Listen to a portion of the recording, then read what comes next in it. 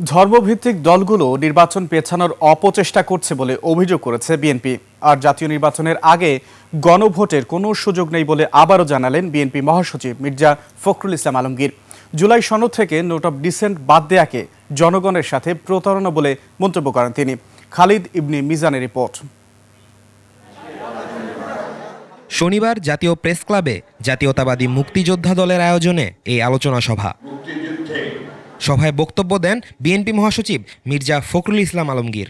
গৃহবন্দী জিয়াউর রহমানকে বের করে নিয়ে এসে দেশ পরিচালনার দায়িত্ব দেওয়া হয়েছিল বিএনপিকে নির্বাচন ও সংস্কারমুখী দল উল্লেখ করে দলের মহাসচিব বলেন, জাতীয় নির্বাচনের আগে গণভোটের কোনো প্রয়োজন নেই।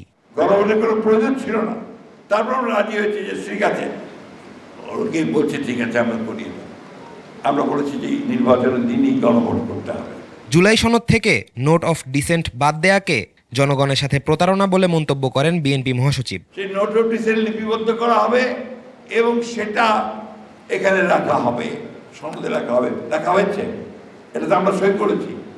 আর এখন ওনারা যেটা প্রস্তাব উত্থাপন করলেন প্রধান উপদেষ্টার কাছে, সেখানে ওই নোট অফ ডিসেন্টের কোনো কথাই নাই। আমাদের এই কথাগুলো বেমালো অনুভবে চলে গেছে, তারা আবার নতুন করে কিছু কিছু ওখানে নিয়ে এসছে। এটা অন্যায়। ধর্মভিত্তিক দলগুলো নির্বাচন পেছানোর অপচেষ্টা করছে বলে মন্তব্য করেন দলের স্থায়ী কমিটির সদস্য হাফিজ উদ্দিন আহমেদ।